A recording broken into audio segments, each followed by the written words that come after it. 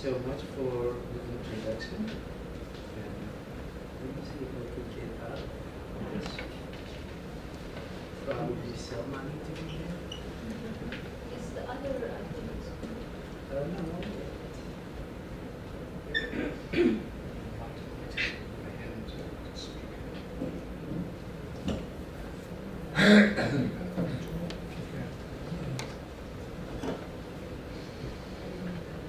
It is, so I'll do it this way. Well, thank you so much for the invite. I wanted to thank Frank and Graduate Center for extended the invitation to be here today. And I wanted to tell our visitors from Beirut, Ahlan wa Sahlan, and as we say from Iraq, Shtonku. I have to be honest with you, I am not an expert in theater. I'm not an expert in theater. However, I know what it means and how it functions in terms of engagement. It is about storytelling, but in a creative way. I remember our days in Iraq, I might look young, but I grew up in a time when we did not have television. And it was all about storytelling. I think the experiences we have in our life come from our ancestors. And then, of course, media come and ruin everything. It ruined that center stage, which is the grandmother, who is the player and the actor and the director and the storyteller. It ruined that. I grew up in Iraq under Saddam's regime in the 80s and 90s. As a young child, grew up in Najaf. It was hard for us. We grew up idolizing the regime because when we opened our eyes, we saw the regime as a way to propel the society forward. Any things we are not happy with in that society. Later on, we discovered the regime was really not what it is. It was all about oppression. It was all about control. Nothing to do. So we revolted. I was a student studying geology in the last year in 1990 when Saddam invaded Kuwait. And I was one of these college kids who protested the invasion. And then, as a result, I was on the run, ended up in a refugee camp for 2 years in Saudi Arabia. And then the United States. Through all these years, one thing that kept my sanity, and one thing I always embrace, it is the way I express myself. It is art. Later on, the medium evolved, but we at the essence of it is about engagement. We grew up in a very politically charged world. And I remember my first days at the University of New Mexico as a student, people told me, you make political art. And I didn't understand what that means. I thought all art is political. So we evolve, I evolve, as my education and my understanding evolve with it as well. I think I came from a zone I call a conflict zone. And now, when I write, I exist in the comfort zone of the United States. And unfortunately, these two zones have been engaged in world politics as long as I remember.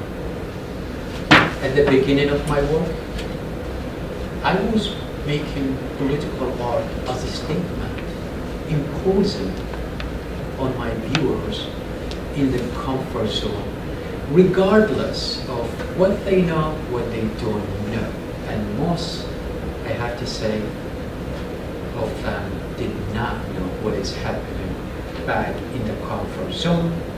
They did not know the complicity of the government of the United States and the crime that this government is involved in.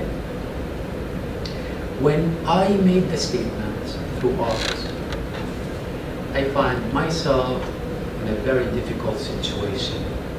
I'm alienating the very people I'm trying to engage.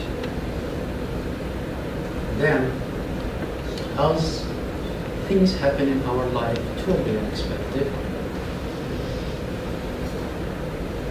there are moments, I could refer them as cornerstones of our life, that have changed the trajectory of our course, our life. One of these moments took place in 2004 when I was teaching at the Art Institute of Chicago. That is 1 year after the invasion of Iraq. The news was my brother Haji was killed by a drone attack on our hometown of Kufa, an American drone attack. 3 years passed by. I did not know what to do and how to communicate my loss and my family loss to the people I exist with. Not until 2007, when I was watching an American soldier directing drones, dropping weapons on Iraqi with absolutely no psychological or physical connection to the target. And I remember I am already having a show scheduled at Flat File in Chicago. I immediately called my gallerist, Susan Aranco, and I said, I have an idea I wanted to do. It is completely different than the proposed show. And said, honey, what is the idea? I told her. Simply, the idea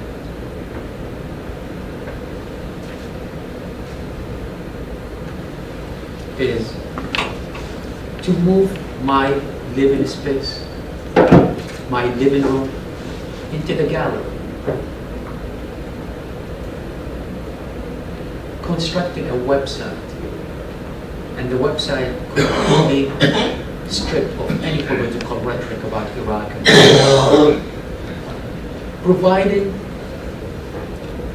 navigation buttons to the viewers all over the world, and connecting these navigations to a people gun that could shoot at me 24 hours for the entire confinement of my time, which was 31 days.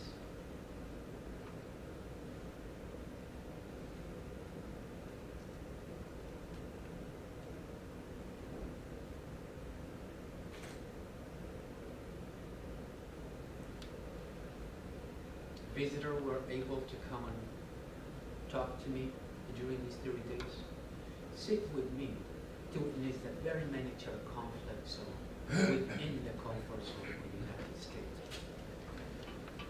The results were completely unexpected. I was shot at 70,000 times. 126 countries were engaged in the shooting, and with 80 million hits on the website. But I think the most amazing thing happened is the amount of the dialogue that took place in the chat room of the project. In this project, I was able to construct a live theater to be the solo actor and performer in that room. I offer my body in order to engage other bodies, regardless of their politics. Things went great. Technology worked. Team I put together always were there until day 10, when the Chicago Tribune had the project on the front page, and then everything broke. So many people coming to the website, interacting with each other, shooting. And I thought it is the end of the project. When the project ceased to work, I ceased to work as well. Here is a video of how I was mentally on that day.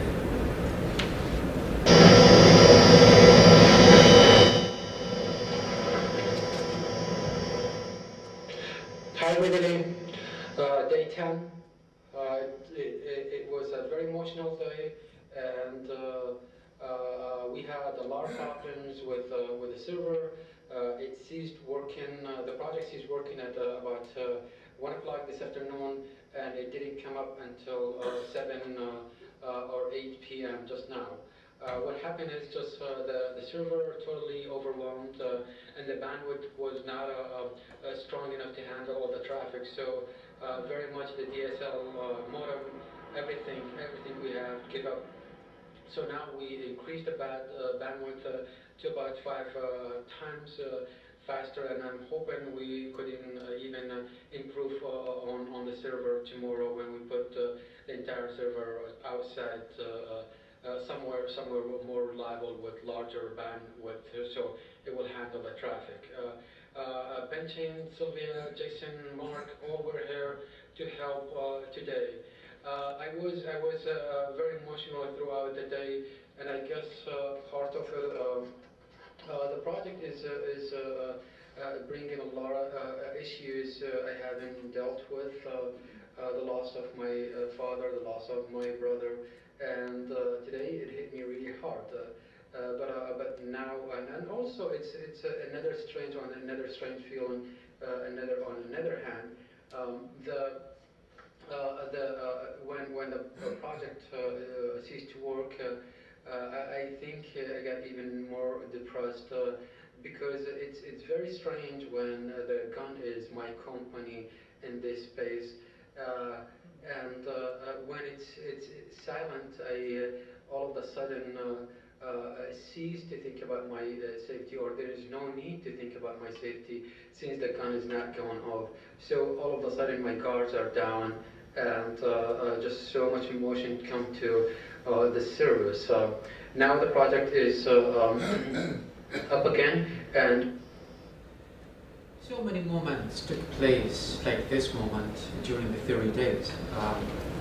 And in terms of losses, I think once we witness losses in our life, we tend to block that. We tend to build an emotional walls to protect us from acknowledging it. And I think only when I was in the physical and psychological stressful situation, I was able for the first time ever to acknowledge my loss. Many people participated, including, and not surprising, hackers, which they love to hack the gun, turn it to an automatic, let it shoot on its own, or people from the left who love to hack the gun, turn it to the left, keep it to the left, preventing people from shooting me. That was expected. And day 14 was one of these days. I really did not know what happened, why there are so many people were shooting. Apparently, the project was so popular that is people on a website called dig.com decide to come all together and shoot. On that day alone, I was shot 20,000 times. And here is a quick video from that day. Okay, everybody, it's day team. This is being insane because what happened is it was hit .com and the page has been completely bombarded non-stop for the last 2-3 hours, and you could see it's absolutely the truck so much. I mean, to the point you cannot, not a single second. I cannot even keep a truck. Keep filling the car here. Dig.com. This is really disturbing. This is non-stop. I cannot keep track of this. I cannot fill these people fast enough to keep with the demand. Okay, I'll let you go because I think I cannot do the camera and cannot display. So I'll just have to run back and forth. See, I have to run back and forth between See, now I'm taking hit. I'm taking this program. See, I mean, it's absolutely non-stop, and this is so disturbing right now. Okay, I gonna go in a safer place. Very disturbing, but I guess I set up the situation. I cannot give up right now, and I won't give up. All right, gonna go and throw it back. See this.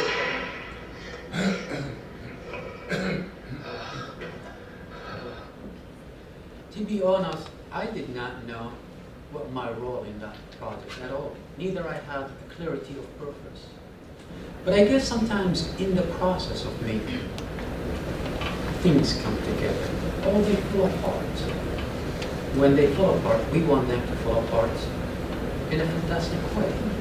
When they succeed, we want them to succeed. And fortunately, projects succeed to reach objective. And you can see from the next video, I change as the project reach its goal. And I think one of the most important things to me, as an artist, as an Iraqi, as an American, it was the project reach the right people, they interact with it the right way, they work to each other, and art. I was once again assured the power of art and the power of engagement to achieve an objective.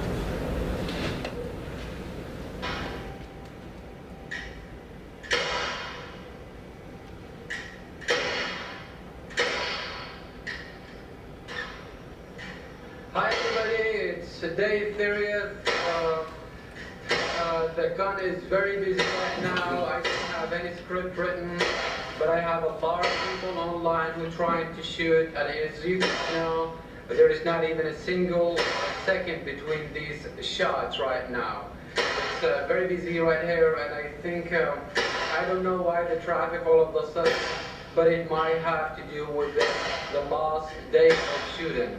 But I am going to extend this to one more day. So instead of ending it on day 30, I am going to end it tomorrow, which is 31 days. And this is dedicated, the extra day is dedicated to the people who doubted I will go through this. So to the supporter, thank you very much. You've been great in history. It has been very hard journey, ups and downs, united people, divided people, but that's what art's supposed to do. It's supposed to inform, it's supposed to agitate, and it's supposed to be part of life. So thanks everybody for your great support. And one more thing, I have no resentment to the people who shot. It's an encounter. It's not a didactic piece. It's an open narrative one. We can all compose our own narrative on it. So to end this. I am in great spirits. The energy is great. There is of course, there is a mental and physical impact, but that I can deal with that after 5 o'clock tomorrow. I hope to see some of you when I walk out of the gallery. Otherwise, I would love to see everybody on the 16th of June when we take this place down. So either I see you tomorrow or I will see you on the 16th. Thank you again, and it has been a great journey. Bye for now. So as I mentioned, it really, the project gave me clarity of purpose, and it gave me an opportunity to say to myself, why did it work? Then I start taking notes down and see what worked and what did not work. And I come up with very simple few ideas, and I refer them as a strategy of engagement. First, knowing my person, I exist, as I said earlier, in simultaneously these two zones. One is physically, and the other one is mentally. By living in the comfort zone, I saw my art being rejected and alienating people if it was straight on a hammer hitting people on their head. Then I start employing very simple tactic, which is aesthetic pleasure versus aesthetic pain. The aesthetic pleasure here is simply as the project at the face value, it is not too serious. I mean, who wouldn't like to shoot a guy was trapped in a room over the internet with your phone? Everybody loved it. It became the water cooler talk, right? And you can see from this project and the next other project as well, at the face value, it is very playful. Then the aesthetic pain, which is the meaning, the objective of the project, delivers slowly when the people engage with. Virtual platform, physical platform, that is very simple. That is utilizing the power of the internet by allowing people to come and interact. No longer their interaction is limited to a physical place, which is the gallery or the museum. Now I could be in their homes, I could be in their offices, talking, allowing them to talk. So my role as an artist become a trigger for a platform rather than somebody who imposed on them. The body has its own language. I think you guys know this. If you are in the theater business, the body activates other bodies in front of them. That is why I think theater is one of the most powerful art of form we could engage with, and it could affect us. I realized that because I saw my viewer not empathetic to my cause, then but they become empathetic to my body in pain. And then, of course, all these ideas lead to one thing, which I call it's an encounter, which is a platform in which all possible in the state of unknown. What does that mean? Simply coming from computer programming. It means I would not write the script entirely. I would leave a lot of chances to my viewer, give them a very important role to assume the very narrative they are writing. Once they write part of the narrative, they invest in it. It becomes their own, and then they keep repeating it, that's what exactly happened during domestic detention shoot in Iraq. Now, the project was a big hit. I start receiving other invitations from people to do other projects, to engage communities. And it's always known, he's an Iraqi, he's Muslim, we wanted to bring him to do something that he did before. And I said, sure, I will do that. The first one came from Montalvo Art Center in Saratoga, when was like, come engage our community. And I said, fine, all what I gotta do is this, simple project. I want always people to communicate to other people.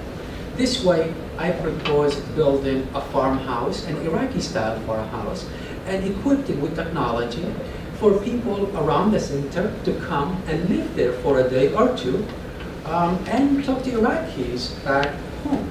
And the center and the people around it stepped by in a great way. Within 1 month, we built a complete house.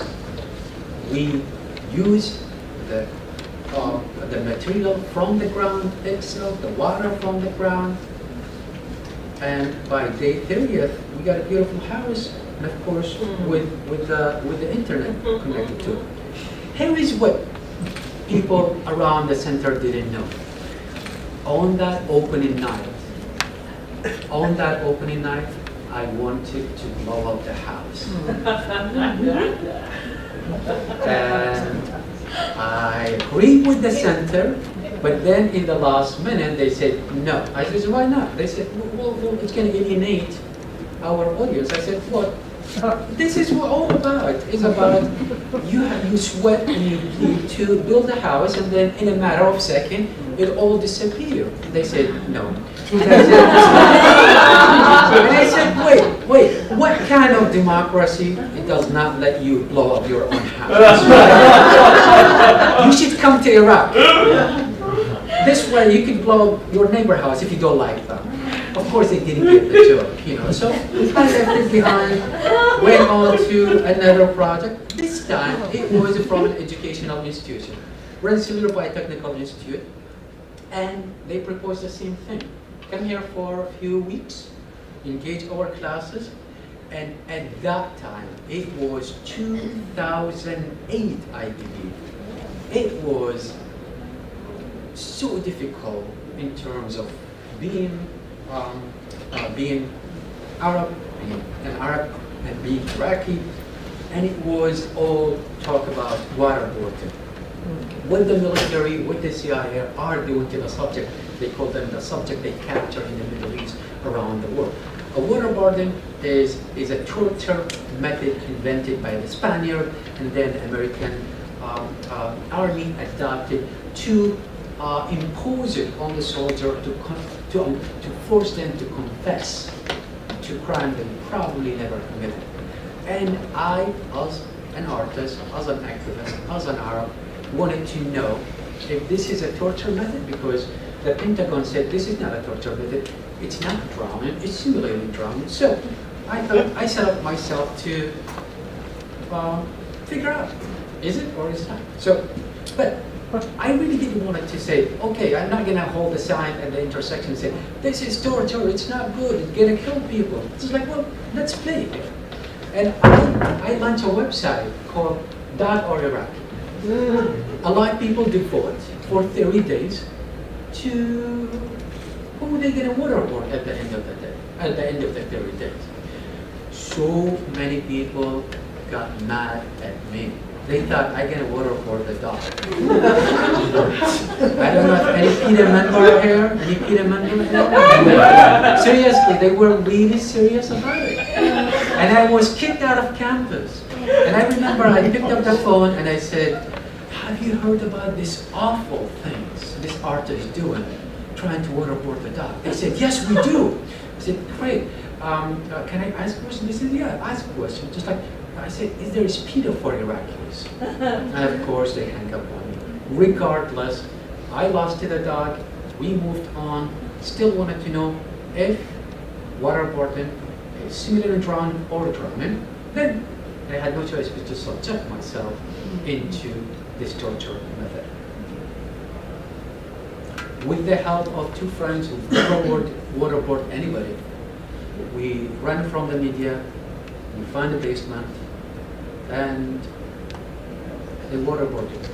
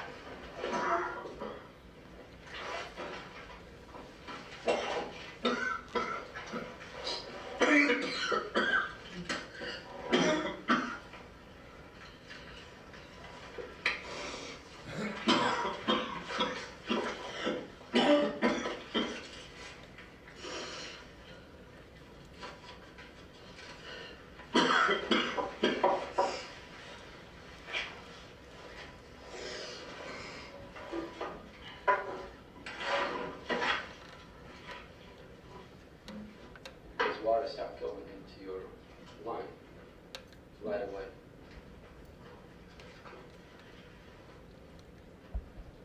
And I must say, it is really not simulating drowning. It is drowning. You lose all control of your body. The other project I did at the same institution called Virtual Jihadi, which also received a lot of media attention and outcry from the right. Virtual Jihadi inspired by a video game released by Al-Qaeda in 2005 under the name of the game called the Night of Bush Capturing, which is, I doubt it, that Al-Qaeda know what the meaning of the title is. So, and I really thought it was like maybe they start getting into the porn business, right? But apparently they were not even aware of what the title even means, you know. So I thought, okay, I wanted to know how did they make this game. So I went on to investigate, and apparently the game is not even Al-Qaeda game. It was an American game released in 2003 by Jesse Petrola to go and shoot Iraqis, which all of them have Saddam face and speak non-Arabic, nonsense Arabic when you shoot at them. And even just like the rhetoric, the vending machine called Camel Cola, not a Coca-Cola. So what Al-Qaeda did, they went on to change the skin from Camel Cola to Pepsi, from Saddam face to Bush's face, from an Iraqi soldier to an American soldier, and then it was an outcry.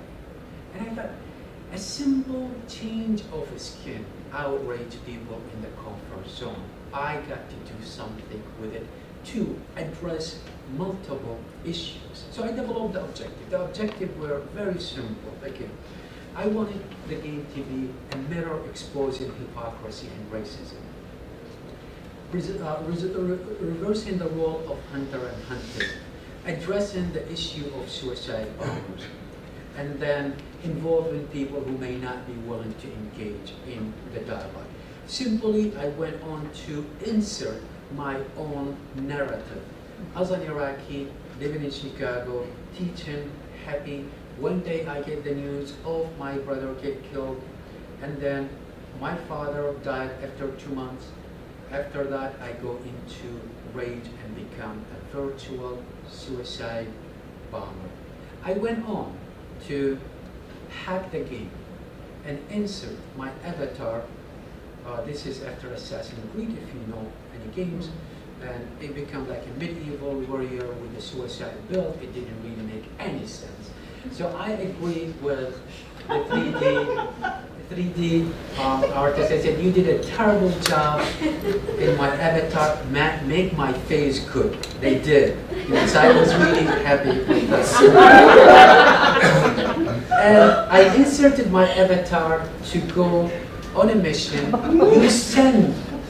You send me on a mission to assassinate President Bush.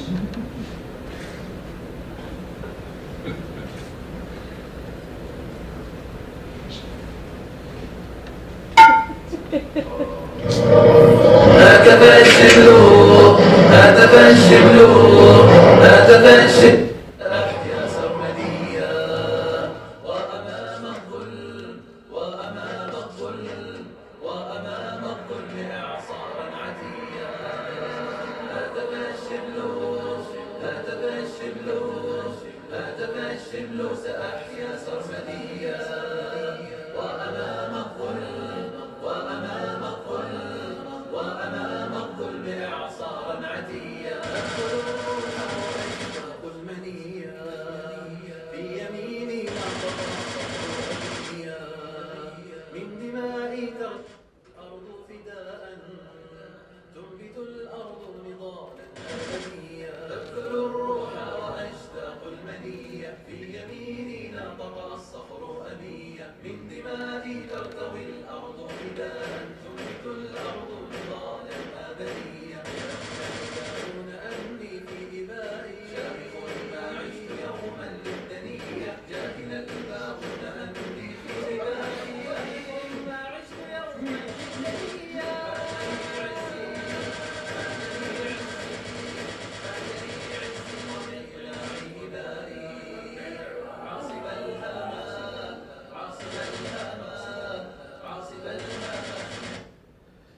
Did I mention that was a bad idea?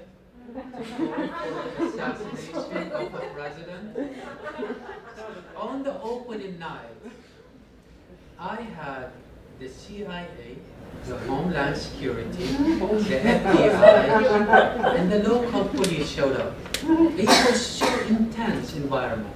To the point, RPI put 4 bodyguards around me. And I loved it. I thought every artist should have 4 bodyguards.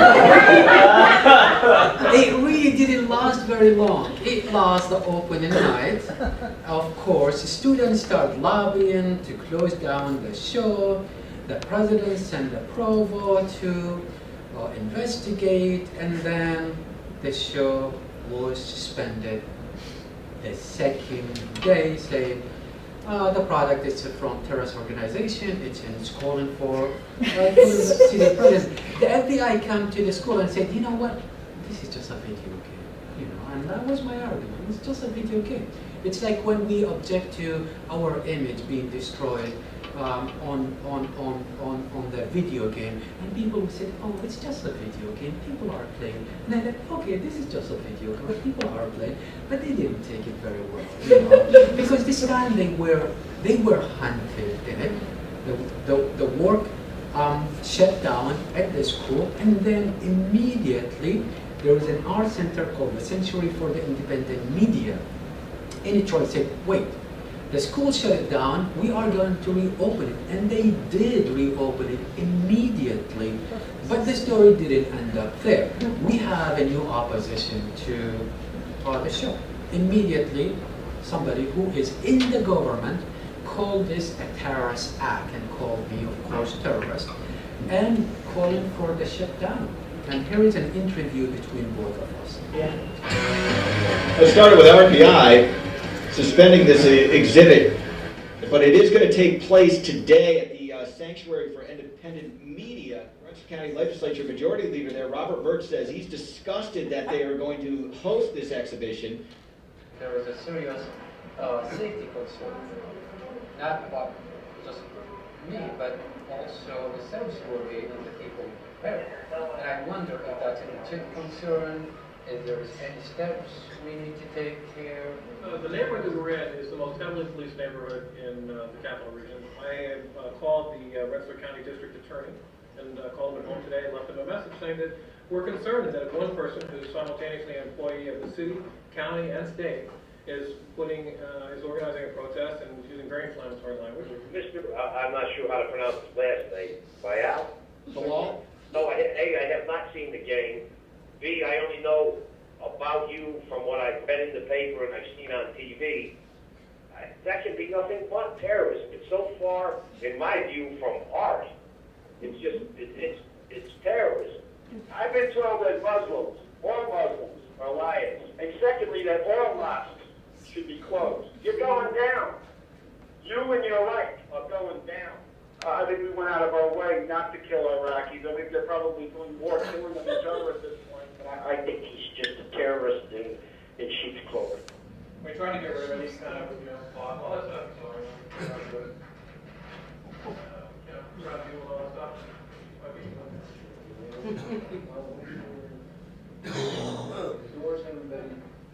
Here's the hype from South. These are quotes that we got from Matt Jones. We're working on it.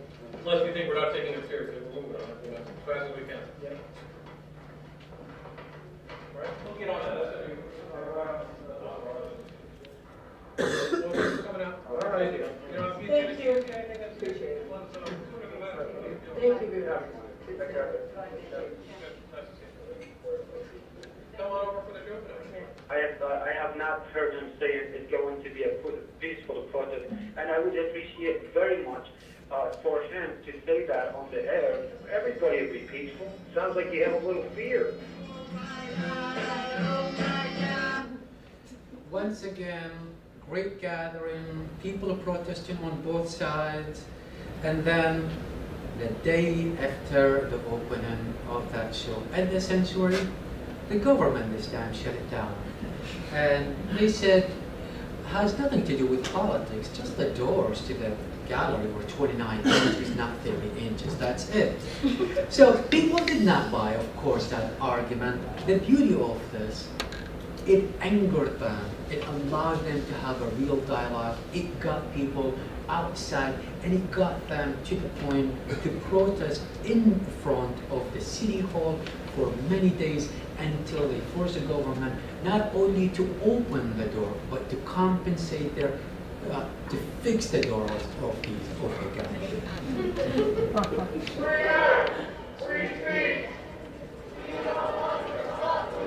Controversial video game exhibit, first banned on the RPI campus and then at a Troy Art Center, led to a protest. An Iraqi refugee,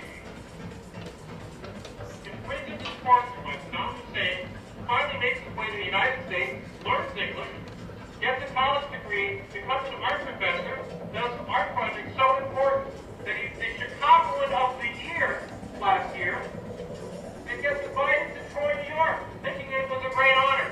Rather than being welcomed, we decided to shut him up, because what he had to say was so troubling to us that we couldn't hear it. He should go back to his own country. Free speech has got to go so far. It's time for war. I'm all for freedom of speech. I'm not saying he shouldn't show it. I just disagree with the content of the video. Art, whatever its medium, is the constitutionally protected expression of a point of view. Art about terrorism is not an act. As I am thinking about these projects, I can't help but to say these are performances. I initiate them, and then I play a role in them. But also at the same time, people are welcome to that stage, whether it's virtual, whether it's physical, but the objective remains the same, is to engage. Sometimes in order to engage, you have to agitate, and sometimes you have to bring people through an common method. The one that was uncommon to me as well, it was when the Invisibility Foundation of the Art in 2010 invited me to address the issue of the invisibility of the Iraqi civilian death. I questioned myself, how is it possible to build a monument or to have an art piece to commemorate 100,000 at that time, at least the documented one. Then I wanted to do another count. I wanted to build another stage where people are welcome to acknowledge the losses. So I went into the research mode again, where I looked at the Iraq map. Then I went on to figure out, according to the information I had, where every Iraqi died according to the map. And after that, I took all the information and I translated that every Iraqi death equal a dot. I went on to translate that into my own body physically by first doing a tattoo with the regular ink on my back. Later on, in a 24 hours performance, I allowed 2 tattoo artists to allocate these dots.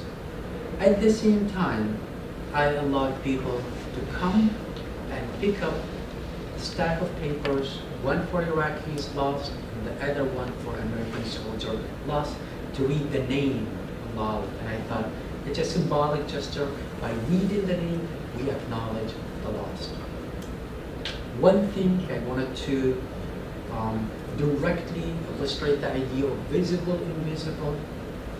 When I asked the tattoo artist to allocate these dots, I asked them to use invisible dot, which is using an ink that cannot be seen unless you are, I am, under black light.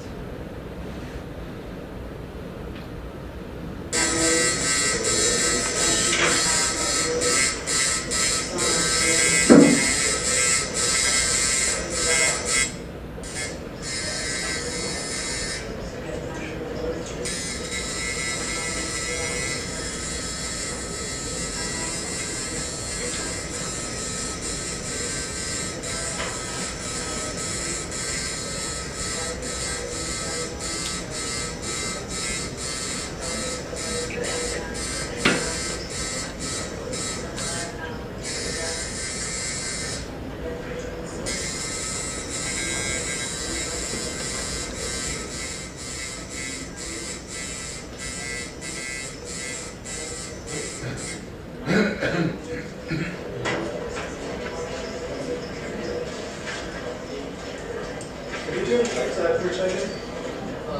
John?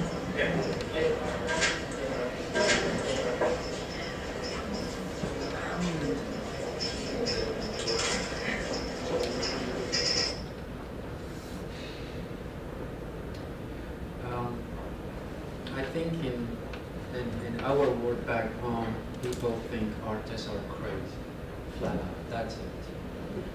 And nothing could prove them more right than the next project. Seriously. It's called The Third Eye.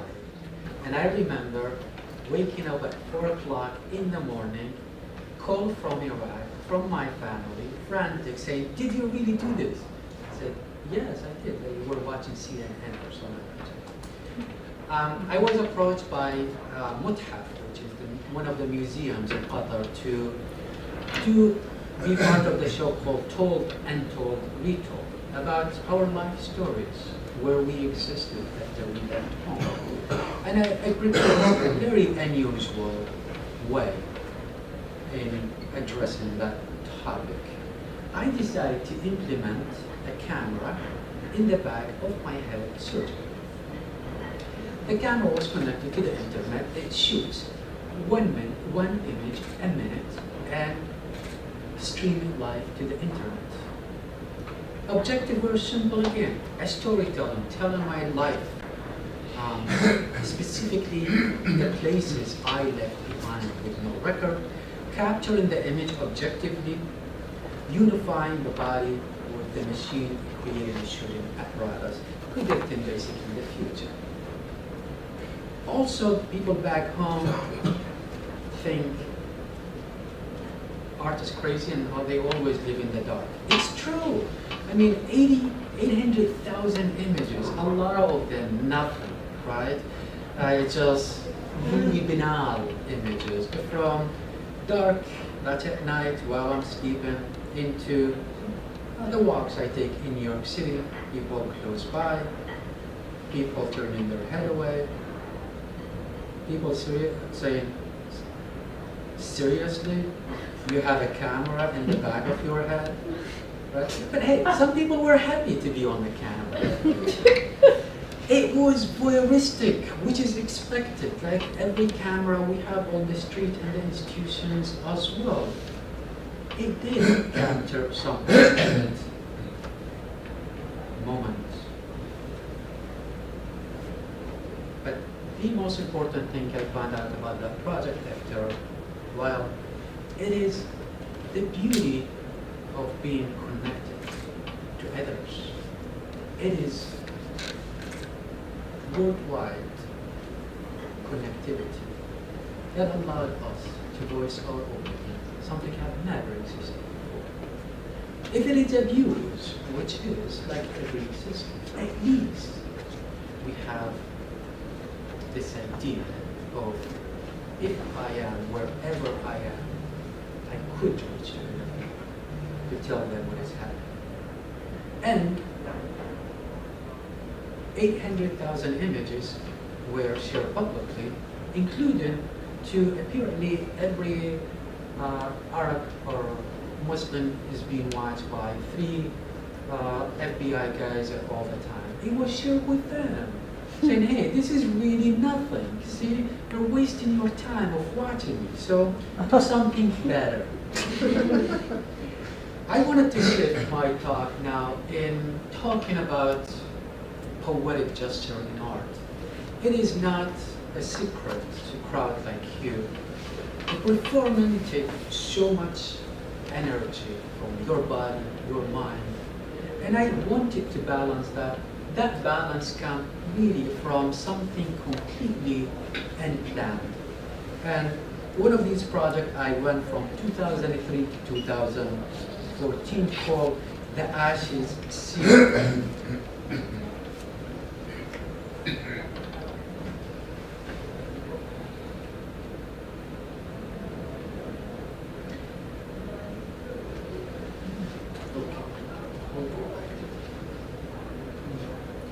The Ashes series,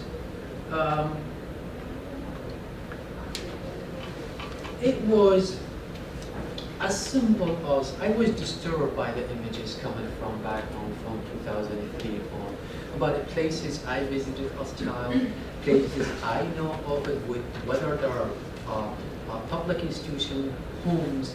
So for me, it was 2003, I couldn't go home. I wanted to connect to back home, and I wanted to slow the viewer in my own zone down to look at these images as not images of another war, and they don't register anymore, and I got to move on. So it was slowing down the process of looking. And I find myself building these images in miniature scales, and literally inserting the human aura into these images by spraying 21 grams of human ashes in these images before I take the shot.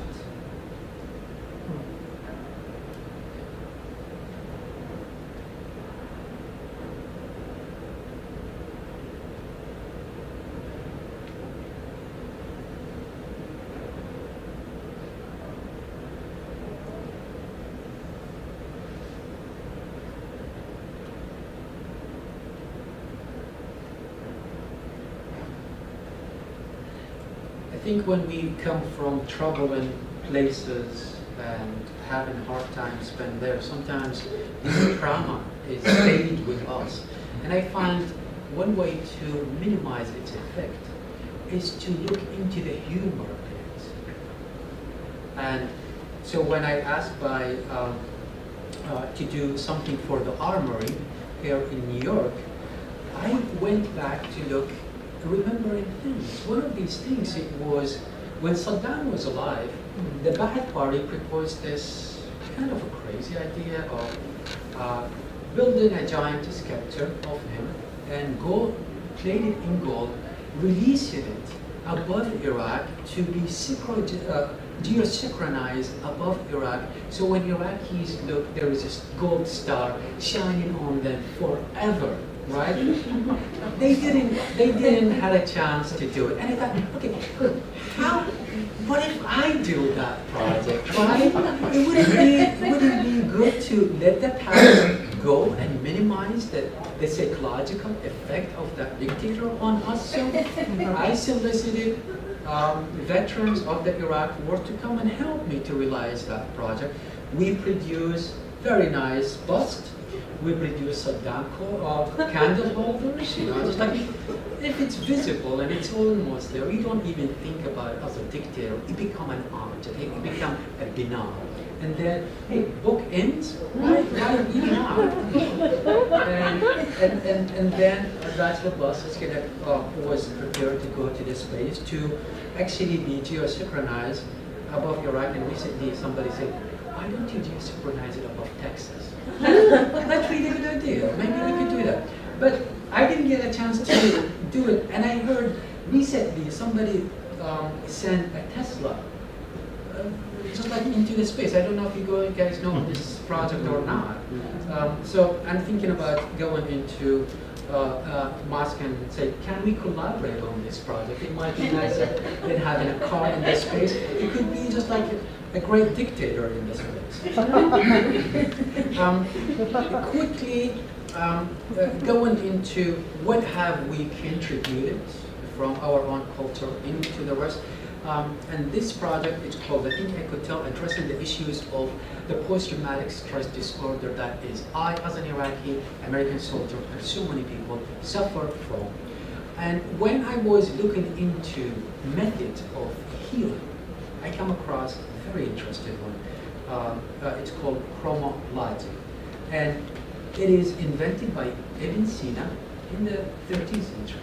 And it is healing with colors. And there are 7 colors he indicated. Each color have a different effect, even on the mind and on the body.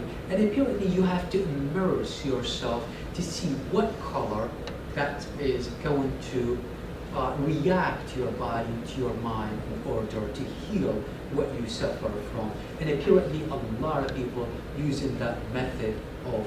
So what I did with this installation, extremely simple. I stage another place, another encounter where people simply encounter this giant threatening wall, and then they could, when they move beyond that wall, they are faced with unknown person, which he was an American veteran, and I got to know him very well, and I start offering the place to the veterans to witness or to heal from what they are suffering from.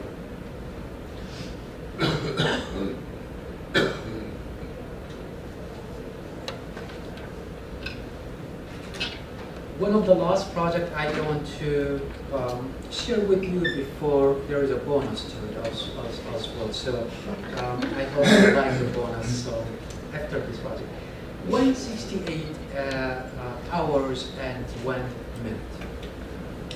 It was 2010, and it was a curator from Canada asking me if I wanted to do a project about the loss of culture in Iraq, specifically books. And I thought, this is very appealing. It took me 6 years thinking about it, how to stage it, what the shape of. In it, I come across so many things have been destroyed in Iraq. One thing that stopped me in my track, it was the College of Fine Art Library in Baghdad. 70,000 titles were burned to the ground during the invasion. And I sketched an installation for it, for people to interact. But in the last minute, literally a month before the show, I called the curator and I said, I changed my mind. And I have a better idea.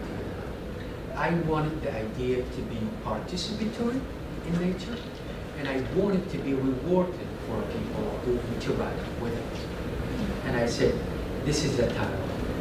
And she said, what the title is? I said, I recall an anecdote from childhood.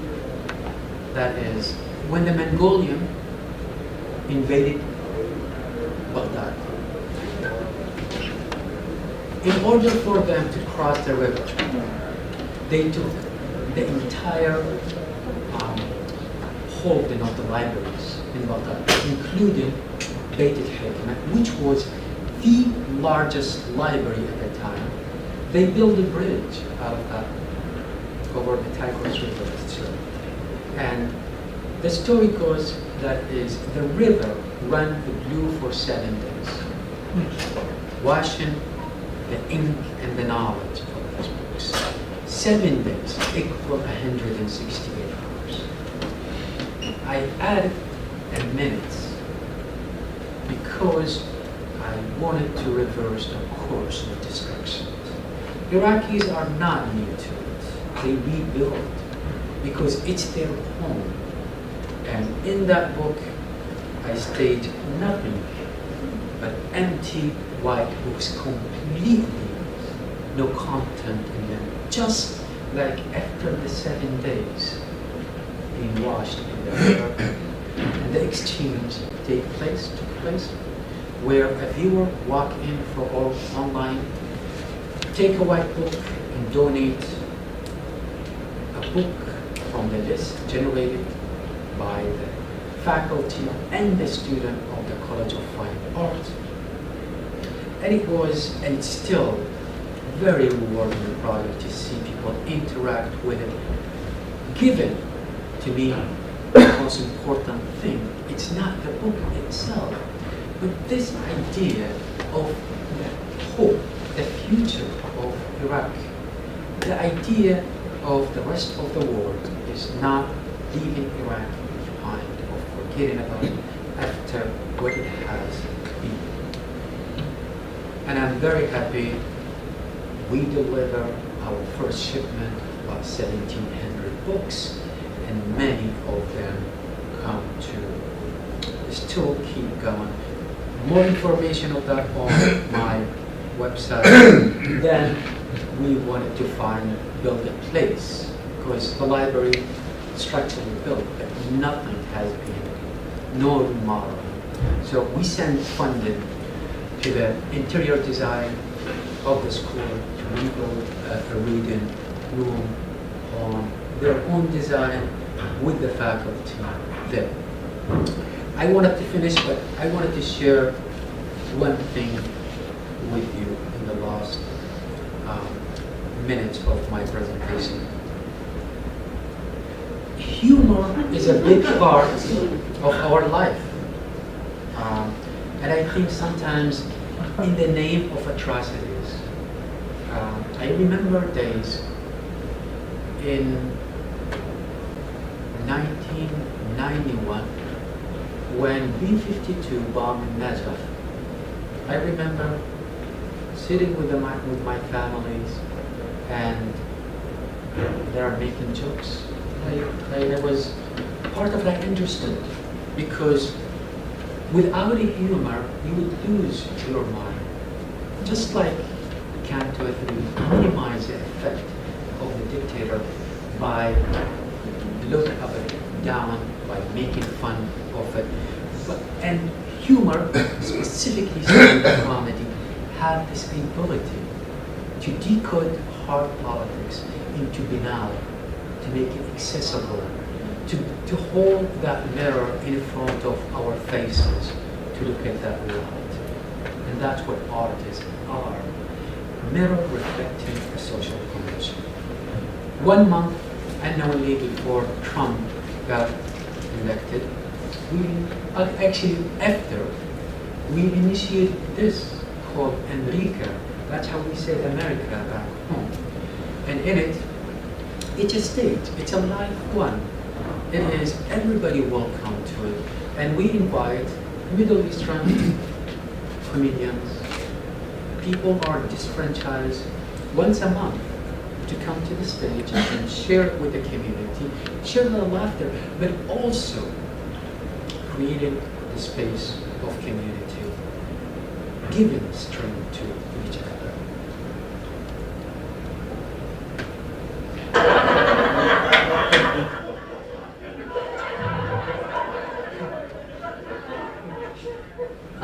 So my parents are Christian, they're Christian Arab, and so in our home for breakfast we were fed Jewish conspiracy theories. And then for lunch we had like a really healthy dose of Islamophobic horror stories. Like, do you guys remember, all of you, most of you are young, but do you remember in the 80s you had this drug commercial that this is your brain on drugs? Like, we were told, this is your life on Islam. And this is why they give us white names. Like, that's, a lot of people ask me if my real name is Fatima or Khadija, but it's not, it's really Susie.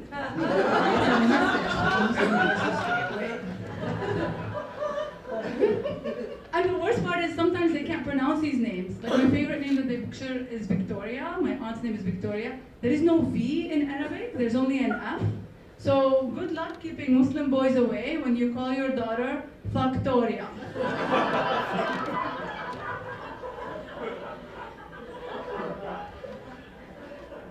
So it worked with Factoria though. She married a Christian guy.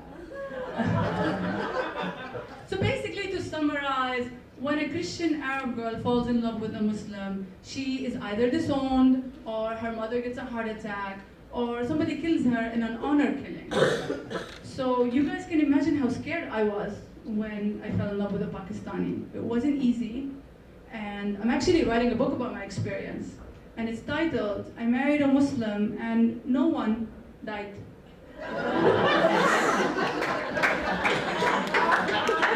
Okay, thank you so much, and I'll be very happy to take any questions you may have.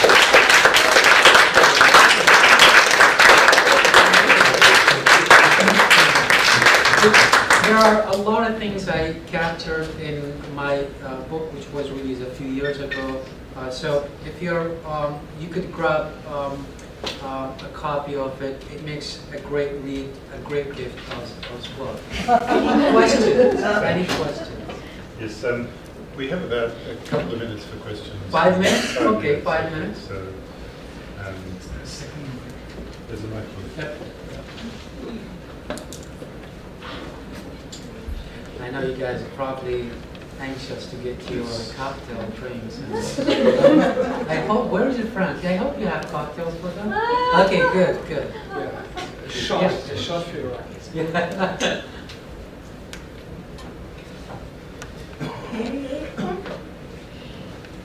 Thank you. Thanks for your presentation. Just a point of clarification. You said you were in a refugee camp for 2 years? Yes. How old were you? Okay, now, can I ask you how old are you?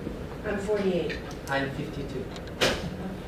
Okay, I left Iraq in 91 at age 25, spent 2 years in a refugee camp until I was 27. I came to the United States. Now it's almost half life in the United States and half life in Iraq.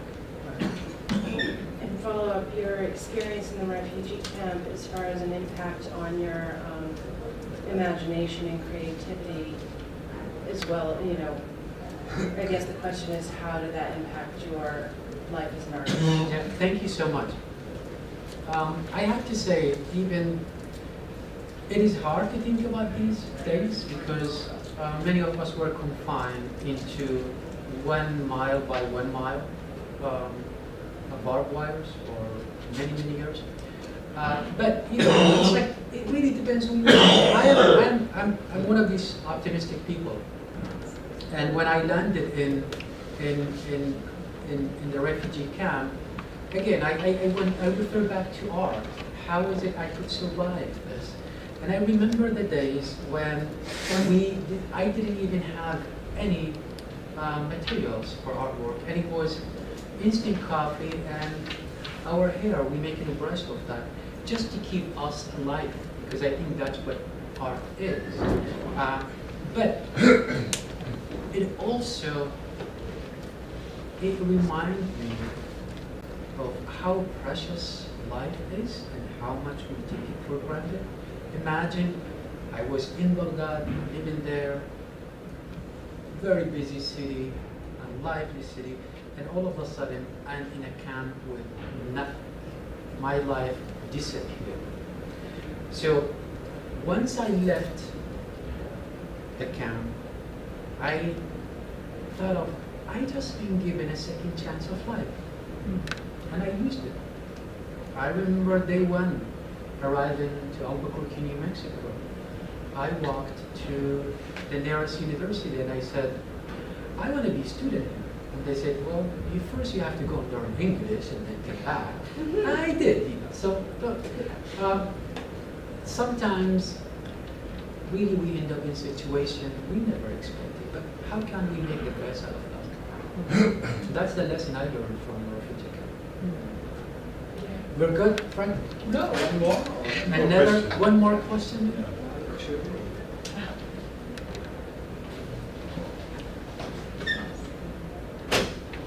Okay. Thank you so much again. Okay. Yes, this is something I struggle with my work a lot. Oh, I'm a playwright, I'm a Palestinian-American playwright. So, and I'm writing Western English and I'm doing stuff here. So I just I was so impressed by your work. Thank you so much. And so delighted by I just would love your thoughts about how, as we are working in primarily spaces where our work is sanctioned by people who are not Arabs, and for audiences who are primarily not Arabs, and critics who are not Arabs, because I guess, yeah. How should we, as youngish artists, I don't know, I just want some of your thoughts on that. How to what? How to specific? You know. How to cope with it? How to see oneself, because obviously I'm doing different art than I would if I was living in Palestine. You're doing different art than if you had stayed in Iraq. So how does that shape us as artists? Great question, thank you. So, to me, I think I stated very early in my talk is just like how my mode of mode of production shift. It's really I think the first thing I start realizing after a few years is I'm speaking to completely different audience. And in order for my work to succeed, I have to filter it in the tradition and the local language in order to be effective. Because in the United States, I'm speaking about Iraq. I'm not speaking to Iraqis. Iraqis know their struggles. Arabs know the Iraqi struggles. The rest of the world maybe know. But Americans do not. How do I make these topics? How I do make people relate to them, right? By really filtering it through the local struggle. For example, when we talk about the post-traumatic stress disorder, I wasn't just speaking about Iraq and Iraqis and what they suffer from. I invited the veterans to be part of the dialogue. And I think with that, the great thing about being here, it is, and it's not what we think about it, it's very uncentralized society. And there are so many people who would reject you, and so many people who would accept what you say. And with every project, I have to determine who are my peers, right?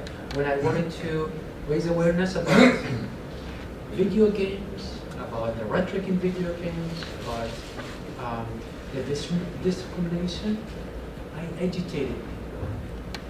When I wanted to speak about what they go through, I invited them to be part of the dialogue. So really every project, I mean, I have the privilege as a performance artist, to think, to suspend these thoughts until they mature. And once that thought, the project, is mature, which is the right stage, the right time, it is take the central stage. What happened, honestly, I have no idea after that. A lot of projects failed miserably, but I did the best I could do to make them succeed. And sometimes there is nothing coming back. We work, really we, as a performer, we love the idea of the echo sound coming back to us, because it assures us, it's not just I'm thinking not of our voice. The reaction from the audience is very important, because it assures us we are communicating what we say is effective, is getting into that. And to me, the failure of any project, when it falls on a deaf ear, when nobody hears it and nobody accepts it. Can I ask something? Yeah. One last. I wanted to ask you about, I finally figured out how this mic works. You have to talk like right into it. This project that you did in Chicago, Shooting Iraqi, and you said that you had a dialogue like space underneath it. I feel as somebody who grew up without the internet, and then when the internet arrived, we were so excited, like this was gonna fix humanity, and all we needed was a chance to talk to each other and see each other, and it was gonna be okay. Like I feel so disillusioned. I feel it's a failure. So I wonder if this chat room where those left-wing people and right-wing people who were hacking to kill you and hacking to save you, do you really feel like that was? I mean, it's interesting, of course, to see those conversations, but I feel less and less optimistic about that as a space of dialogue. How did you feel about it? To me, it's just like I'm not strange to that. I grew up with no TV, so the internet came when I was really late in my theories, maybe. To be honest, I thought it was really important to go back and look at 3,000 pages of uncensored dialogue. And I think anonymity, it was the key word. People were doing and saying things they have, because there is no, very much, they thought nobody knew who they were, right? There is nothing could affect or impose on them because of the action and the work they were doing. And it was fascinating to watch. A lot of them did not know I was recording every IP address they ever come from. And I remember one of these days, just like day 10, when so many people were shooting at me and I had no idea what is happening. And I talked to Jason, who helped me all the time, and I said, okay, another group of people attack. He said, well, let me see. And this is like the beauty of technology and the connectivity. He went on, took 2 minutes and came back and he said, well, we have a big problem. And I said, what is the problem? He said, a very advanced hackers in Texas turned every idle computer in entire Texas into a shooter. An idle computer, this computer is idle now, I'm not using it. So that computer is a shooter. And I said, how are you gonna fix it? And he said, just give me 10 minutes. True. 10 minutes later, and it was all of a sudden silent. And I said, Jason, what did you do? He said, I banned the entire state of Texas. And it worked. Every medium that has been ever invented is going to be co-opted at some point. We use it until the next platform is available. All right, I think Frank wants us to be out of the room. Thank you so much again.